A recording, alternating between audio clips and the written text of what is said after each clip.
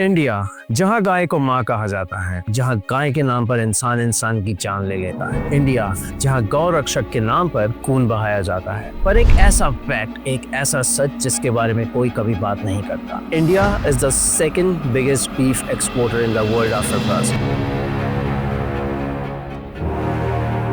Why no one talks about this? वो भी किसी कांग्रेस की सरकार के टाइम नहीं, ऐसी बीजेपी की सरकार के वक्त जहां हिंदू रक्षक और गौ रक्षा के नाम पर नफरत फैलाई जाए। अब 2014 से पहले बीजेपी की सरकार ने एक स्टेटमेंट दी, कांग्रेस पिंक रेवोल्यूशन ला रही है और गौ हत्या को बढ़ावा दे रही है। हरित क्रांति चाहिए न श्वेत क्रांति चाहिए, उसका तो बेड़ा उठाया है पिंक रिवॉल्यूशन, पिंक रिवॉल्यूशन। पर फैक्ट ये है, इंडिया आज हर साल 25,000 करोड़ का बफेलो मीट एक्सपोर्ट करता है और सबसे बड़ी आयरनी ये है कि इसे बीफ नहीं, कैरा बीफ के नाम से एक्सपोर्ट किया जाता है ताकि लोग कंफ्यूज रहे। अब 2023 के गवर्नमेंट रिकॉर्ड्स के हिसाब से इंडिया ने 2023 में 1.4 मिलियन मीट्रिक टन के बफेलो मीट का एक्सपोर्ट, और कौन से स्टेट से? उत्तर प्रदेश, महाराष्ट्र, आंध्र प्रदेश, वही स्टेट्स जहाँ पे गौ रक्षा के नाम पर सबसे ज्यादा नारेबाजी होती। अब क्या आयरनी है, जब वोट चाहिए हो तो गाय को माँ बना लो, और जब प्रॉफिट चाहिए हो तो बफेलो मीट का एक्सपोर्ट करो। और ये सब ऑफिशियली लाइसेंस स्लॉटर हाउस से हो रहा है, सरकार की फुल अप्रूवल के साथ, owned by Hindu people. India की मीट इंडस्ट्री 50,000 करोड़ से ज्यादा की है और इसका सबसे बड़ा हिस्सा है बफेलो मीट एक्सपोर्ट। अब मोदी जी ने कहा था कांग्रेस पिंक रेवोल्यूशन लाई है, लेकिन आपने तो इस रेवोल्यूशन को टर्बो मोड पे डाला। सच ये है कि 2014 के बाद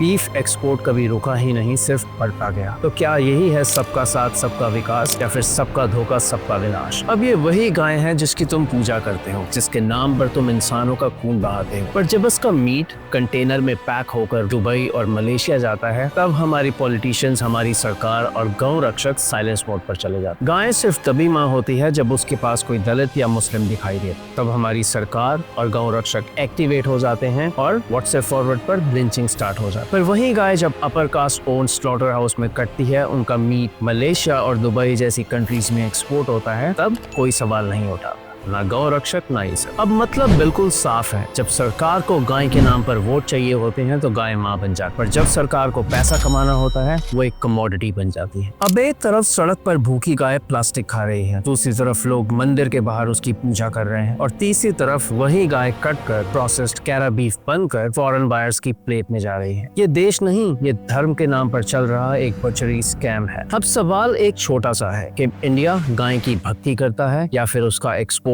और बिजनेस करता है। सच्चाई तो ये है कि आज का भारत न गाय का रक्षक है, न गाय का भक्त, न गाय से प्रेम करता है। ये सिर्फ और सिर्फ गाय का बिजनेस करता है, कभी वोट्स के लिए और कभी बिजनेस और पैसे के लिए। और तुम सिर्फ एक टूल हो, धर्म के नाम पे बनाया गया एक बेवकूफ वोटर। पर अभी भी टाइम है, there is still time, is still not too late. Wake up, wake up, wake up, and subscribe and press the bell icon for more powerful videos.